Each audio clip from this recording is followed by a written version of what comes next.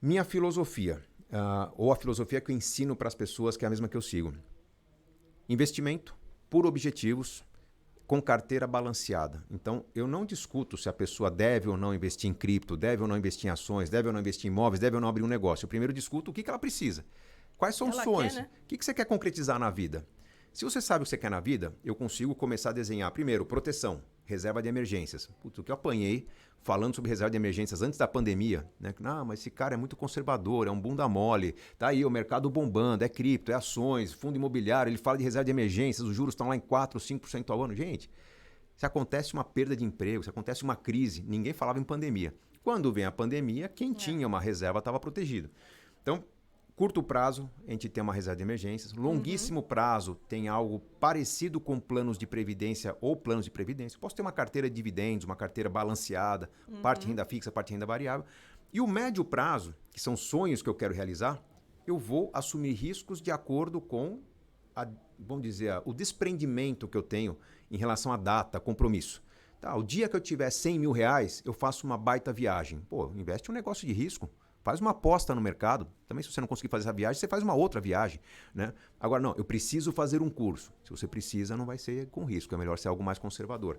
Então, a gente está falando de conceitos como alocação, definição bem clara de objetivos, ter um balanceamento, caso você não tenha tempo de acompanhar o mercado. O que é o balanceamento? É tipo aquela carteira de previdência. Metade renda fixa, metade renda variável. Se daqui a um mês você olhar e você tem menos em ações, não é porque roubaram, é porque a bolsa caiu. Se você tem que pôr um dinheiro a mais, compra o que está mais barato.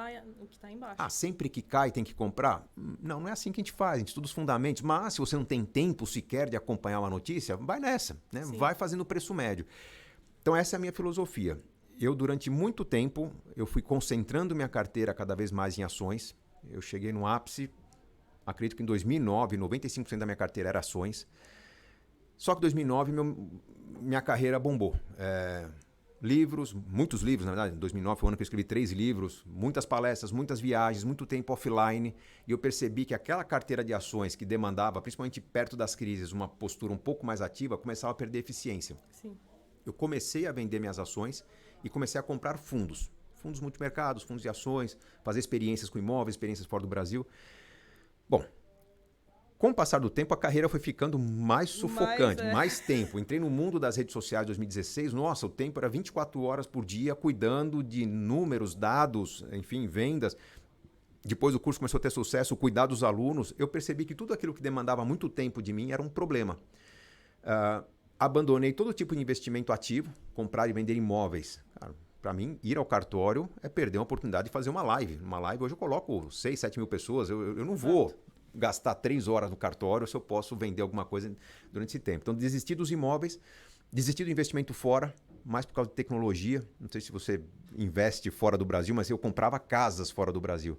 Cara, o dia que você tinha uma oportunidade, eu tinha 2 sócios lá fora, consegui uma casa, hoje até o fim do dia tem que pagar 35 mil dólares.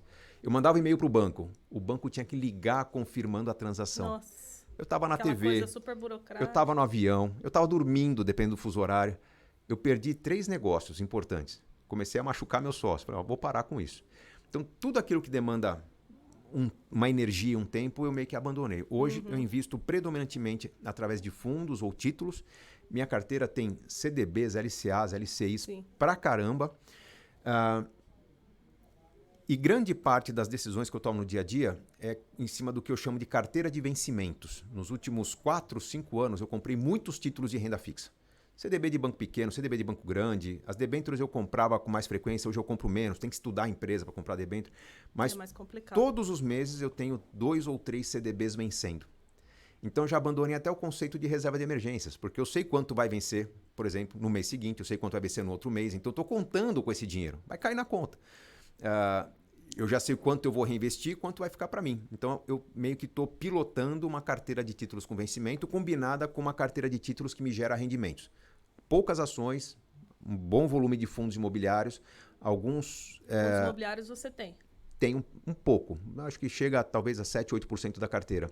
e tenho um bom volume de LCAs cuponadas, que são LCAs que me pagam todos os meses um rendimento, está contratado, garantido, banco AAA, e aquele dinheiro vai pingando na minha conta. Então o que eu vejo? Eu vejo que eu tenho minhas contas pagas pelo rendimento do meu patrimônio.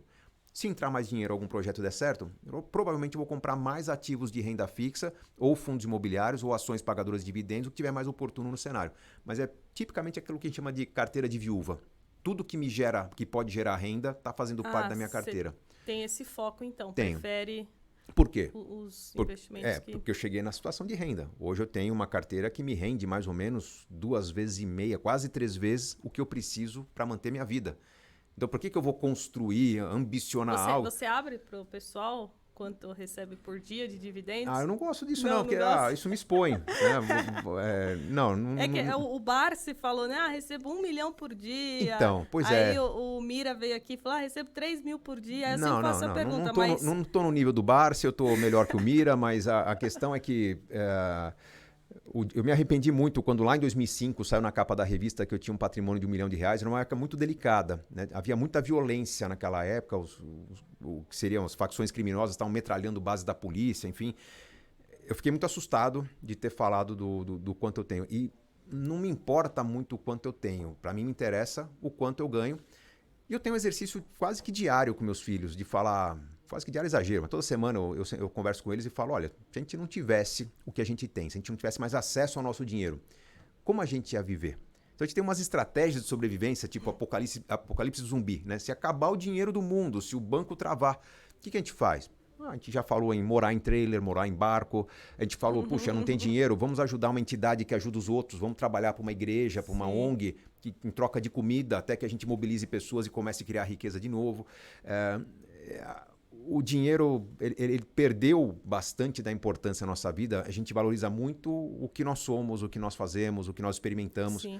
E o dinheiro participa, ele potencializa tudo isso. Não, muito bom, muito bom. Então, você falou que a sua carteira é bem diversificada, renda fixa... Mas com foco em renda fixa. Mesmo as ações que eu tenho, são ações que eu tenho para render. Não são foco em dividendos. Com foco em dividendos, exatamente. Meu foco hoje é quase 100% renda fixa. FIIs também, quase? Quase 100% em renda fixa. Vamos lá, meu conceito de renda... Ações, para mim, que pagam dividendos, são renda fixa. Se eu tivesse imóveis que rendem aluguel, renda fixa. Tá? Mas assim, o foco é vários possíveis mercados que me gerem renda.